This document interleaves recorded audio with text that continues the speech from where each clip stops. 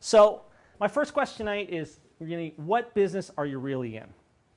We had this networking session and you weren't actually able to say what your business was, but if we went around, like Robert, for example, he is not in the tax business, okay? Rosalind over here, she is not in the consulting business. If I look around, I see Jeffrey Spooner here. You are not in the software business. Now, there's a few others I know. There's a couple other accountants here. That is not the business that you're actually in. If you think about it, at the end of the day, you're in the marketing and in the people business. All right, and that ties back into our networking exercise that Dan and I were talking about and everything else, that really at the end of the day, people do business through relationship. And when you're a product pusher and you're struggling in your business and you're wondering why are you struggling, it's because you have no focus on building a relationship. You really just, all a product is a commodity, right? You could get taxes done by Robert, for example, commodity or Super Sam. At that point, it's just taxes. They're a tax return. I would expect that they would be pretty much the same if you're doing a general small business tax return. There is no difference in that.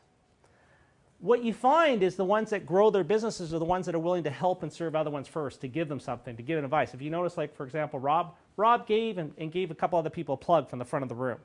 That's good. Other ways you can do it is when you're building a relationship, just give someone encouragement. You've ever gone through those weeks, just like nothing seemed to have gone right that week? Your big deal that was supposed to come through has gone sideways. Or that big check that was supposed to come that they promised last week that was FedExed and everything else never arrived.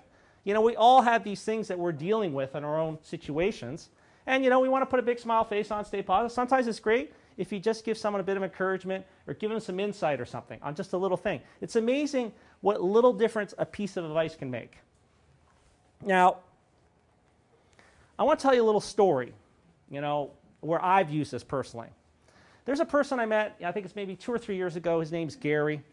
He was one of those quiet but very interesting people. I just started talking to him, found out what his passions were and everything else. And, as I talked to him more, I found he's more and more fascinating. He had spent time in Vietnam. He had served over there, so he had some interesting stories and everything about, what Vietnam was really like for him. Lucky there weren't big gory stories. He worked in the supply chain over Vietnam, but it gave me a totally different perspective on what it was like going over to Vietnam. I sort of put myself in my shoes. He was like 22 or 23 years of age when he went over there. He's climbed all sorts of mountains in Nepal and other places in Europe. He competes in all these international water sports and everything. I just found him to be a really fascinating guy. So I started building a relationship with him, almost just by accident. And that's the point. It was a relationship connection. We didn't talk about business at all, but I met him at business or different networking groups. Now, occasionally a question would come up or something, on some point, and I just gave him a little bit of feedback and advice a couple times. I remember once or twice he was telling me a situation he was dealing with one of his business partners, and I just said, oh yeah, I came across that with someone else I know, and I just gave him a little bit of advice on maybe how to handle it. He said, oh, that's great, thanks. Well, I saw Gary about a month or 6 weeks ago at another meeting, just by chance, and we got talking and everything else, and he sort of shocked me at the end. He said, oh, by the way, I really want to get together with you at some time later this year. I want to talk about doing a business deal together. That came out of nowhere. We had never talked about business or anything else. We didn't know each other from that standpoint. That just showed up from the aspect that I was willing to build a relationship. Now, I don't know if that's going to go anywhere or not. That's not the purpose.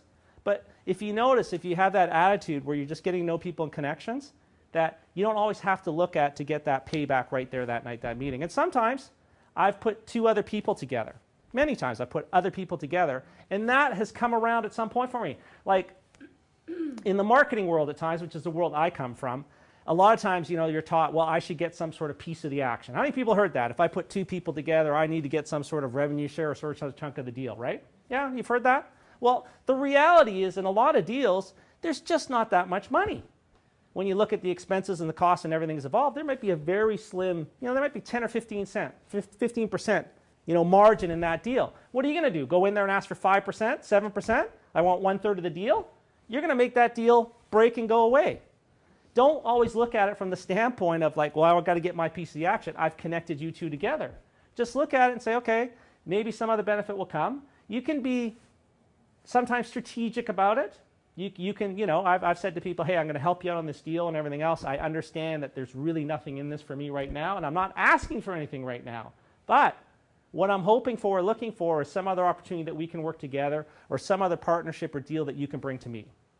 You know, so depending where you feel uncomfortable, you can ask that or say, this is my wish that I would like. If it doesn't happen, it doesn't happen. But at least I've seed planted to that person saying, look, I'm doing a great thing for you two guys, bringing you guys together. You know, I know there's no money in this deal right now. You can do it for something forward from that way. So, oh, okay. This is where I saw a critical change in myself or my business and my life. Really was, I noticed I made a huge jump in income when I or you make that mental shift from being what we call a product pusher to someone that builds relationships and provides value through products or services. That's the key. And it's, if we come from a certain business in nature and we've got product pusher and ingrained in us, this takes the time to switch over this process. But if you look around and look at the most successful people, they eventually have made that shift from stop being an actual product pusher. They've gone over the hump to the other side and they've seen the better success that come from that way.